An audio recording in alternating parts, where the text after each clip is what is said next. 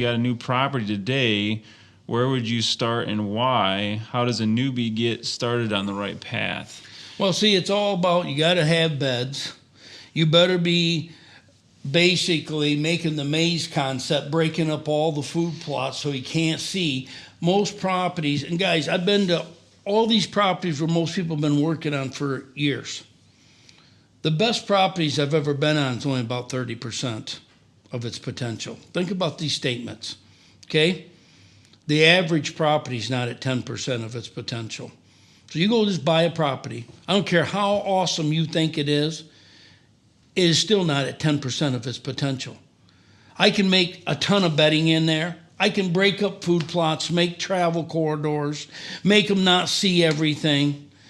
Most of the woods or the deer are just traveling through it. So it's like when I go on a trip, like last week I was in Georgia doing properties down there. From my house to Georgia to get started, then I went to Tennessee and Kentucky and Ohio. I always work my way either there or back. I like going to the farthest place and working my way closer to home. What did all the land mean that I was driving by from my house to Georgia? Nothing. Most people, the deer bed here, feed here, and a lot of people's properties are in their way. It's 85 mile an hour. It's a couple of trails going through the woods. They're not occupying time. They're not feeding there. They're not bedding there. And these guys are hunting it, and I'm going, it's like sitting next to a highway and waiting for me to go. Now, even though I travel all over the country, and if you go on the toll road, I go on it a lot, but there ain't no place I go more than my driveway. So if you really want to hunt me, the driveway's where you set up your set. Most guys, I go, there's not enough factors on this property to make anybody be consistent year after year. We need to make it. And now that's where I go in. Most people do not realize, first thing, you better have some bedding areas, you better have multiple fields, and then you can submit all that and divide it all up. And the more you divide, and guys, I keep dividing stuff like that 3.5 acre field into 13 chunks. I now do buck zoning in my woods, and I zone all my woods to hold more things.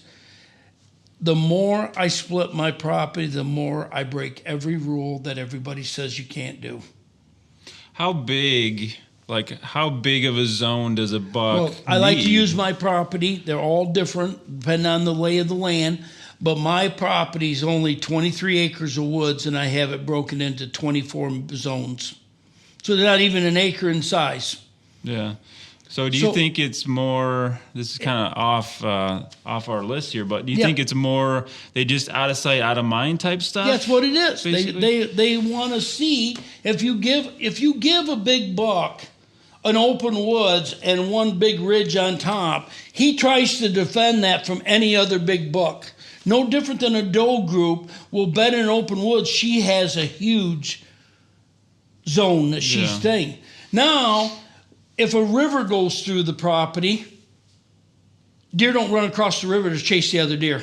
So now two bucks can bed side by side, but they're on opposite sides of the river, two doe groups. Now you go in the woods, we could drop trees, plant bushes, there's all kinds of things, logging trail. We can zone it many different ways. They defend to some type of line. So now the more zones you put, the more does you can have, the more bucks you can have. See, so most people, I walk in their woods and they think it's okay. And I go, you're not even at 10%. And I make guys, I go, what is this doing right here where we're standing? And it ain't bedding, it ain't food, it ain't occupying time. And I go, it's wasted real estate. And 90% of properties fall in that category until we fix it. Hey, I'm Adam, and if you like this video, I invite you to subscribe, like, and share it with a buddy that may benefit. That really helps us out and is greatly appreciated. Also, if you want some extra help as a hunter, we do land plans, analysis of public land for people wanting help there.